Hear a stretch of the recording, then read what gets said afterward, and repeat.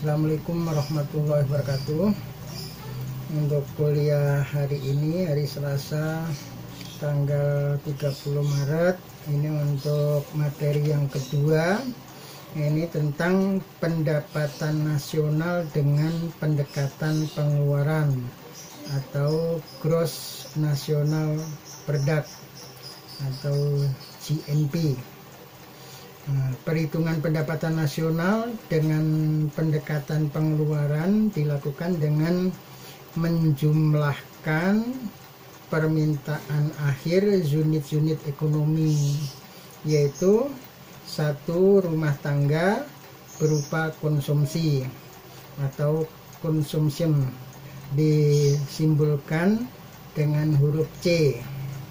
Yang kedua, perusahaan berupa investasi atau investment, disimbolkan dengan huruf I. Kemudian pengeluaran pemerintah, government, disimbolkan dengan huruf G. Yang keempat, pengeluaran ekspor dan impor atau ekspor and import, disimbolkan ekspornya X, kemudian impornya M. Kemudian perhitungan pendapatan nasional dengan pendekatan ini bisa dituliskan dalam bentuk persamaan sebagai berikut, yaitu pendapatan nasional atau disimbolkan sebagai Y atau Y. Jadi Y sama dengan C, consumption tadi, plus I, investment, untuk perekonomian tertutup tanpa peran pemerintah. Nah, sedangkan untuk perekonomian tertutup dengan peranan pemerintah, maka rumusnya menjadi Y sama dengan C plus I plus G, yaitu Y pendapatan nasional sama dengan consumption plus investment dan plus pengeluaran pemerintah atau government. Kemudian yang ketiga, yaitu Y pendapatan nasional sama dengan C consumption plus I plus G plus X export, kemudian minus import atau minus M, itu untuk perekonomian terbuka. Jadi impor ini di sini di rumus ini jelas, impor itu mengurangi pendapatan nasional. Jadi nggak benar kalau dikatakan impor itu untuk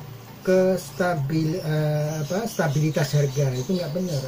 Yang pasti di rumus ini impor itu yang disimbolkan M itu mengurangi pendapatan nasional. Jadi rumusnya Y sama dengan C consumption plus investment I plus government pengeluaran pemerintah, kemudian min M impor. Nah, jadi semuanya itu plus plus plus plus, tinggal impor ini min. Nah, jadi ini rumus ini jelas bahwa impor itu mengurangi pendapatan nasional. Jadi kalau impor kita melebihi ekspor, ini yang menjadi minus, terlalu banyak minusnya. Jadi diupayakan paling tidak antara ekspor dan impor itu imbang. Dan sebagai negara kalau ingin maju, ya impornya lebih kecil, lebih besar ekspornya.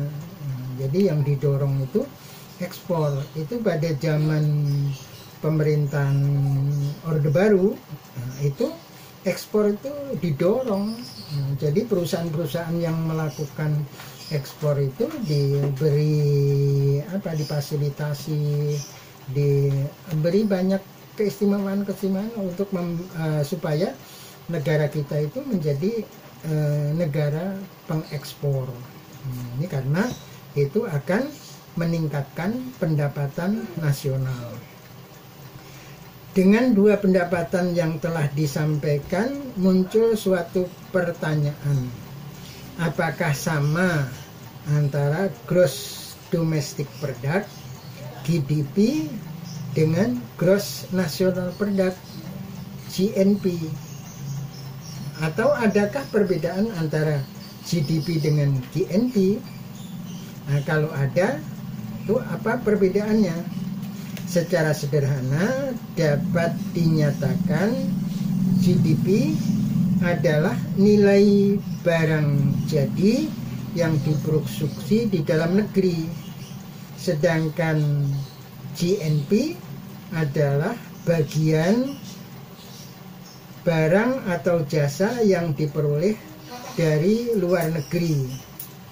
Misalnya, pendapatan dari seorang warga negara Indonesia yang bekerja di Amerika adalah bagian dari GNP Indonesia, tetapi bukan bagian dari GDP Indonesia, karena pendapatan itu tidak dihasilkan di Indonesia. Contoh lain, keuntungan perusahaan Astra Internasional, perusahaan Jepang yang operasi pabriknya ada di Indonesia. Nah, ini adalah bagian dari GNP Jepang, bukan GNP Indonesia. Dari penjelasan pendapatan perbedaan GDP dan GNP di atas, maka ada 3 kondisi yang mungkin terjadi pada suatu negara. 1, nilai GDP lebih besar dari GNP. Kemudian hal ini berarti penghasilan penduduk suatu negara yang bekerja di luar negeri akan lebih sedikit bila dibandingkan dengan penghasilan orang asing di negara itu. Ini saya pernah mendapat informasi dari Dr. Hafidz Abbas. Waktu itu beliau ketika menjabat sebagai wakil rektor Universitas Negeri Jakarta, itu menyampaikan dalam satu forum bahwa kita itu cukup menyedihkan. Itu antara lain gini, kita itu banyak warga Indonesia yang bekerja di negara lain, tapi ini bukan tenaga ahli. Mereka adalah uneducated people, yaitu tenaga-tenaga pembantu rumah tangga. Pembantu rumah tangga itu yang bekerja ke luar negeri. Nah, ini tentu hasilnya kecil sekali. Nah, jadi meskipun mereka itu ribuan yang dikirim ke luar negeri, tapi ini hanya membawa masuk dolar itu kecil sekali ke dalam negeri. Nah, sebaliknya banyak tenaga-tenaga ahli atau konsultan dari luar yang bekerja di Indonesia. Nah, waktu itu Dr. Hafidz Abbas membandingkan, jadi satu tenaga ahli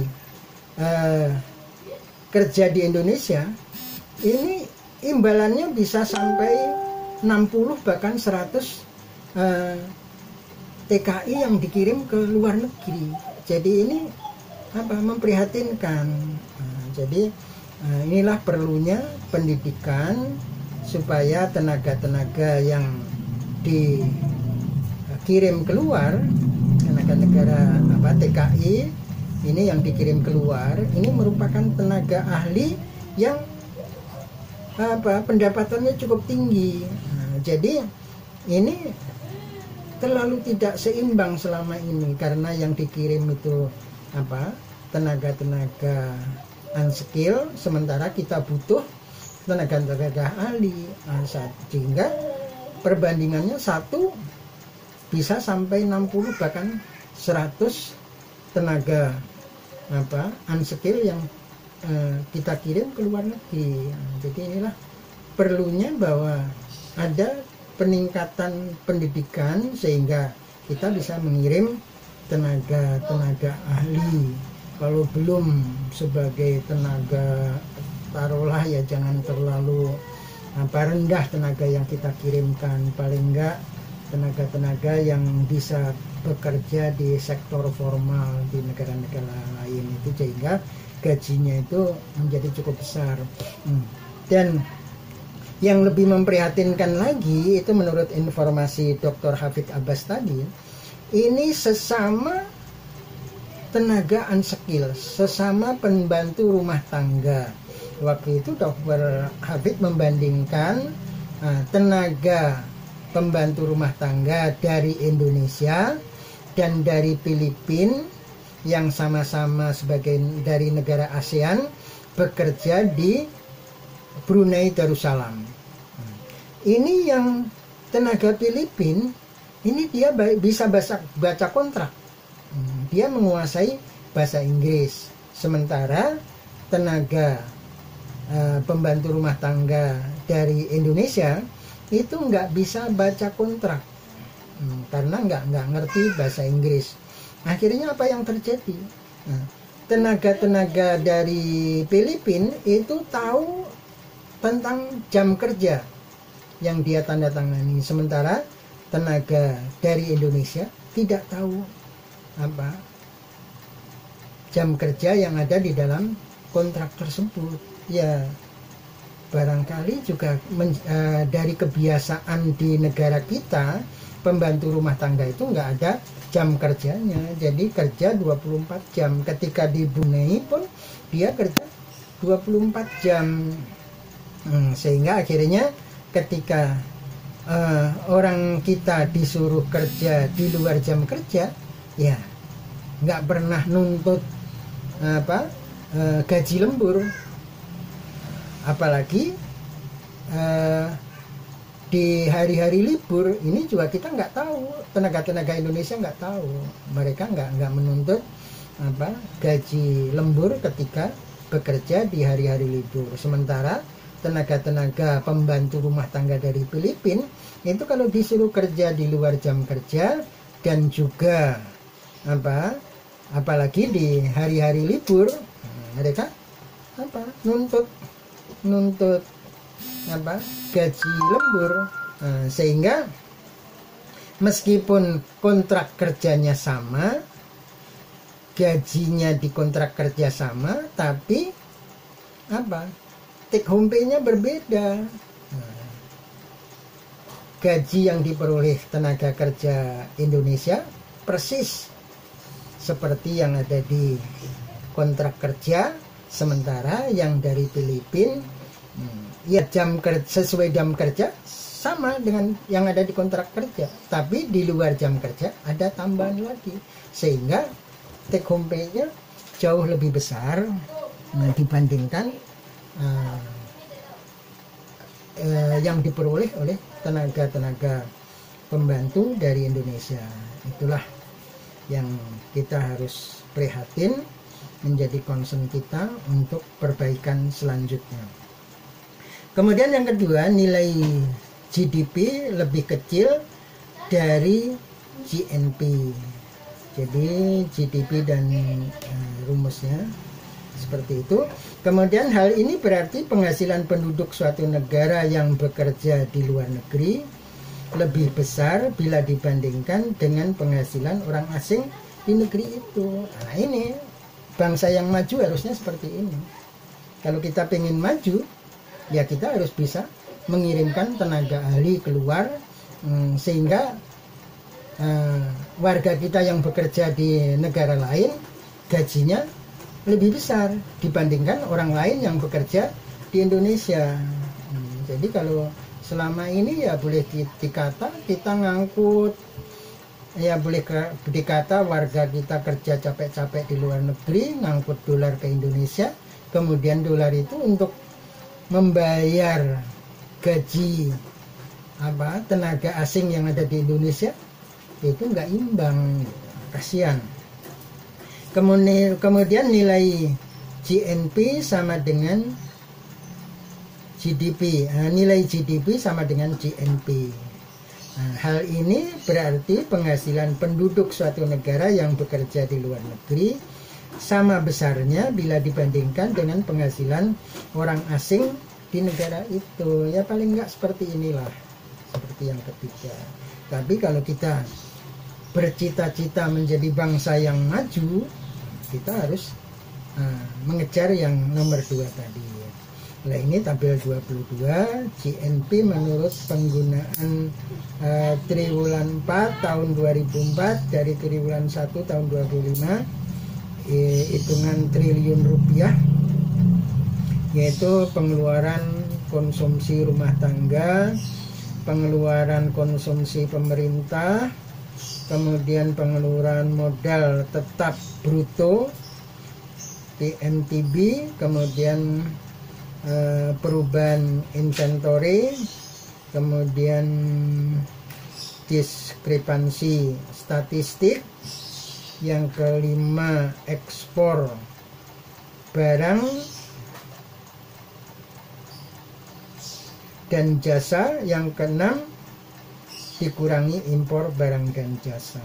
Jadi ini ya, impor kita masih cukup banyak tahun 2005. Jadi ini harusnya bisa dikurangi pada periode-periode berikutnya sehingga pendapatan nasional kita menjadi lebih tinggi. Jadi itu materi kedua hari ini yang bisa Bapak sampaikan. Mudah-mudahan bisa Anda pelajari dengan baik. Jadi nanti kalau di UAS ada pertanyaan-pertanyaan berkaitan dengan materi yang sudah Bapak berikan, Anda bisa menjawab. Ini kuliah terakhir ya sebelum UAS, karena sebentar lagi akan libur panjang. Jadi untuk yang offline ada langsung ada UAS. Setelah nanti ada satu materi lagi Bapak memberikan untuk yang offline, habis itu langsung ada UAS. Tapi untuk Anda yang online ini menunggu rapat berikutnya, jadi nggak tahu nanti UASnya kapan, apakah sebelum puasa atau setelah Lebaran. Jadi sekian dulu. Assalamualaikum warahmatullahi wabarakatuh.